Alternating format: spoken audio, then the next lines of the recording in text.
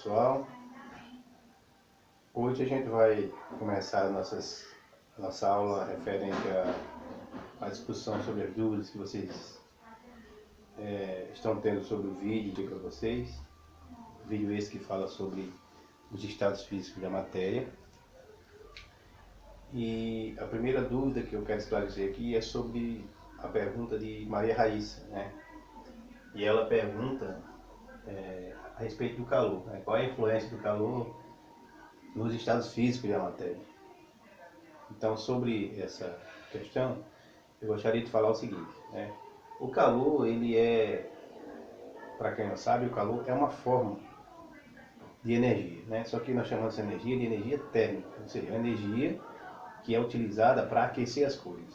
Então, como moléculas, átomos, né, partículas são alguma coisa e formam a matéria de um modo geral, então a influência do calor sobre o comportamento dessas partículas é extrema. Ou seja, quando nós temos uma partícula aquecida, significa dizer que a sua energia cinética ela é grande. Quanto mais você aquece essa partícula, mais essa energia cinética tende a aumentar. Ou seja, a energia que está relacionada ao movimento. Por outro lado, se você esfria ou resfria essa partícula, você retira calor, né, dessa partícula, e uma das consequências disso é que essas vibrações que estão envolvendo essa partícula num aglomerado de átomos que formam as substâncias, como a água, por exemplo, ela diminui. E aí você vai ter como resultado uma menor energia cinética, tá certo? Então, sempre que nós estivermos falando de calor, o calor ele vai definir os estados de agregação, que a gente já conhece, né? Que são o estado sólido, o estado líquido e o estado gasoso, que são os principais que nós conhecemos. Existe um quarto estado, do qual vocês muito se interessaram, né? Que a gente chama de plasma, e é o estado que nós iremos falar numa das explicações do futuro. Então lembre disso. O calor ele tem uma influência fundamental nos estados de agregação das partículas, ou seja, a agregação é o quanto essas partículas estão juntas ou afastadas. E o que explica isso, na verdade, são as ligações químicas. Então, uma ligação química é um tipo de energia que existe, que faz com que as partículas se unam, né, através de interações elétricas, e assim formem os materiais, ou as moléculas, ou as substâncias. Tá certo? E aí que está a questão. O tipo de ligação química é que vai definir o estado de agregação de uma partícula. Então, se essas ligações químicas elas são muito intensas, ou seja, se elas envolvem uma quantidade de energia muito grande, essas partículas tendem a se aproximar umas das outras. E a consequência disso é que, por elas estarem bem próximas, elas têm pouca ou nenhuma mobilidade entre si. Ou seja, existe uma limitação do movimento. Então isso vai caracterizar o quê? Isso vai caracterizar uma estrutura rígida, sem movimento algum ou com movimentos limitados. É o caso dos sólidos, né? E é por isso que os sólidos têm forma sólida, né? Forma definida, né? E um volume constante. Isso nunca vai variar. Se você pegar uma barra de ferro, a forma vai ser sempre aquela barra de ferro. Se ela tiver uma forma esférica, vai ser esférica. Se ela tiver uma forma quadrada, vai ser quadrada, né? E o espaço que ela vai ocupar vai ser sempre o mesmo.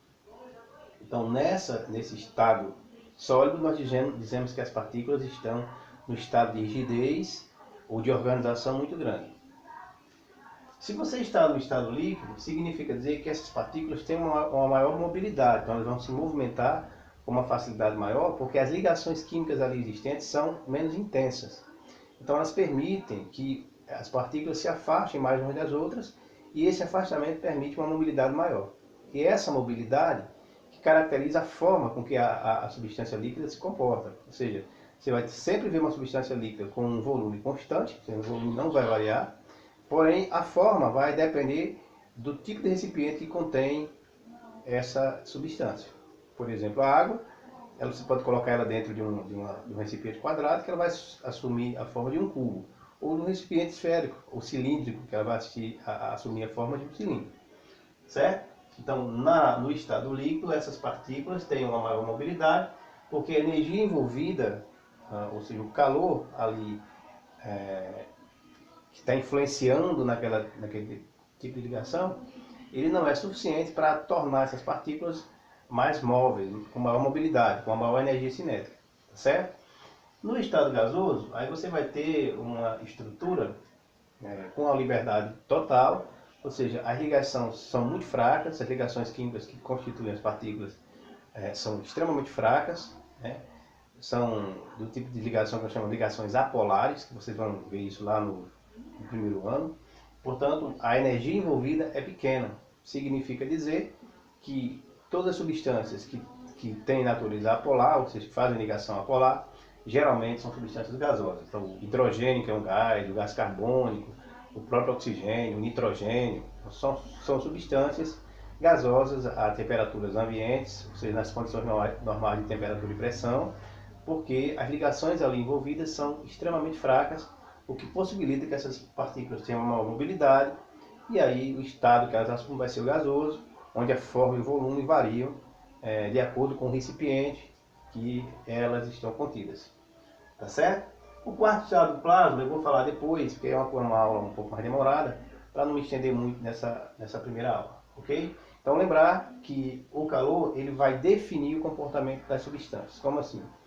Quanto mais eu forneço calor ao sistema, né, mais vibrações eu vou ter naquele sistema, consequentemente maior desordem ali eu vou ter, né, e energia cinética aumentando, significa dizer que eu estou tendendo sempre a uma maior desordem, e a maior desordem é sempre o estado gasoso, certo? Da mesma maneira que eu forneço calor, por exemplo, se a água é gelada e eu coloco a água próxima ao fogo, eu estou fornecendo calor à água. Então, se a água está recebendo calor, eu digo que o processo é endotérmico porque acontece com a absorção de calor. Então, ela vai derreter. Por outro lado, se eu coloco uma determinada amostra de água dentro do congelador da minha geladeira, o que vai acontecer é que essa amostra gasosa de água, ela vai receber energia, né? Ela está líquida, então, desculpa, ela vai perder energia, e essa perda de energia acontece por liberação de energia térmica.